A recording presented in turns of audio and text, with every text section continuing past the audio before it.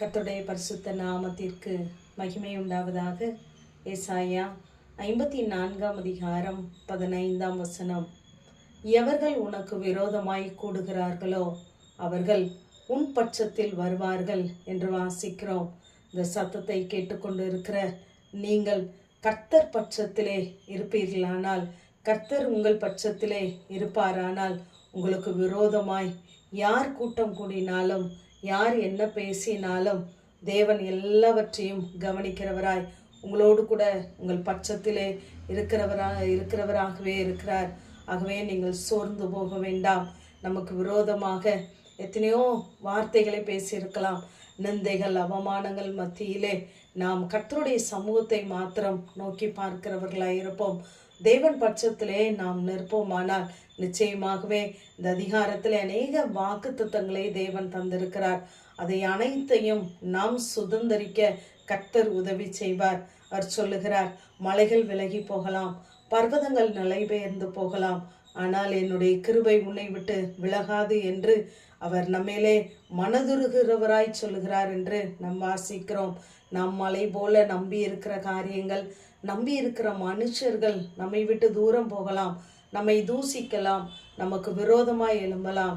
ஆனால் கர்த்தர் நம் பட்சத்திலே இருப்பார். ஆனால் நம்மோடு கூட இருந்து அவர் நமக்காய் யுத்தம் செய்கிறவராய் இருக்கிறார். அதே அதிகாரம் 17 உனக்கு விரோதமாய் உருவாக்கப்படும் எந்த ஆயுதமும் வாய்க்காதே போகும், உனக்கு விரோதமாய் நியாயத்தில் எழும்பும் எந்த நாவையும் நீ குற்றப்படுத்துவாய் என்று சொல்கிறார். அப்படிப்பட்ட அதிகாரத்தை தேவன் நமக்கு தந்திருக்கிறார். நமக்கு விரோதமாய் உருவாக்கப்படுகிற எந்த ஆயுதமும் வாய்க்காதே போகும். ஆகவே சோர்ந்து போகாதபடி கர்த்தருடைய வார்த்தையை நீங்கள் பிடித்து கொள்ளுகிறவர்களாய் இருங்கள். நாம் அப்படி சோர்ந்து போகும் பொழுது எபிரேயர் 12:3 நாம் நினைத்து கொள்ள வேண்டும் என்று தேவன் சொல்லுகிறார். தமக்கு விரோதமாய் பாவிகளால் செய்யப்பட்ட இவ்விதமான விபரீதங்களை சகித்த அவரையே நாம் நினைக்க வேண்டுமா? ஏனென்றால் அவர் பாவமற்றவர், குற்றமற்றவர். ஆனால் அவருக்கு விரோதமாய் எத்தனை நிந்தையான வார்த்தைகள் முற்றிலும் சூட்டப்பட்டது, குட்டப்பட்டது. ஆனாலும் அவர் எல்லா விபரீதங்களையும் சகித்தார்.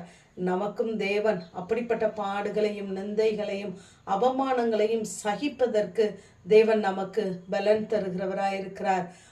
அப்படிப்பட்ட நேரங்களிலே நம்முடைய இருதயங்களிலே தேவ வார்த்தை இருக்குமானால் நாம் அவர்களுக்கு விரோதமாய் பாவம் செய்யாதபடிக்கு நாம் கர்த்தருடைய சமூகத்தை நோக்கி பார்க்கிறவர்களாய் இருப்போம்.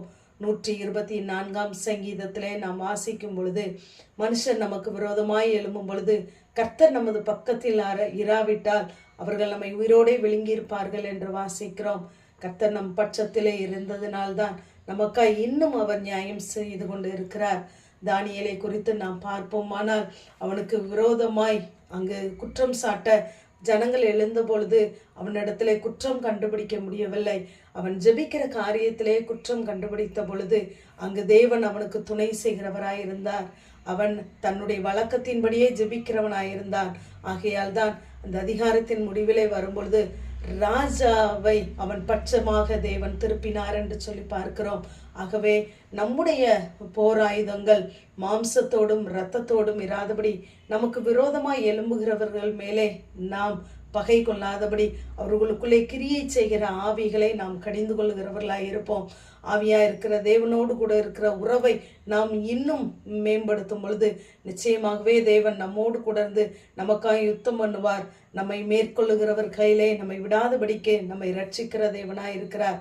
ஆகவே நம்முடைய வழிகள் கர்த்தருக்கு பிரியமாய் இருந்தால் நம்முடைய சத்துருக்களையும் நம்மோடு சமாதானமாகும்படி நம் பட்சத்திலே அவர் கொண்டு வருவார். ஆகவே கர்த்தருடைய அன்பை, கர்த்தருடைய கிரியையை நாம் வெளிப்படுத்துவோம். எத்தனை விரோதங்கள் இருந்தாலும் கர்த்தருடைய சமூகத்தை மாத்திரம் நாம் சார்ந்திருக்கும் பொழுது நாம் மன்னித்து மறந்த காரியங்களையும் கூட தேவன் நினைவிலே வைத்திருக்கிறார். அவன் செய்த செய்கையை என் மனதில் இருக்கிறது என்று சொல்கிறார். ஆகவே கர்த்தருடைய சமூகத்திலே நம்மை அர்ப்பணிப்போம். கர்த்தர் நிச்சயமாகவே நம் பட்சத்தில் இருப்பார். ஆமேன். ஜெபம். பிதாவாகிய தேவனே, குமாரனாகிய இயேசு கிறிஸ்துவின் நாமத்தின் மூலமாய் உடைய சன்னிதானத்திலே வருகிறேன். எவர்கள் உனக்கு விரோதமாய் கூடுகிறார்களோ அவர்கள் உன் பட்சத்தில் வருவார்கள் என்ற வேத வார்த்தையின்படி கர்த்தர் எங்கள் பட்சத்தில் நின்று எங்களுக்காக யுத்தம் செய்யுங்க. இயேசுவின் மூலம் ஜெபங்க எங்கள் நல்ல பிதாவே. ஆமென்.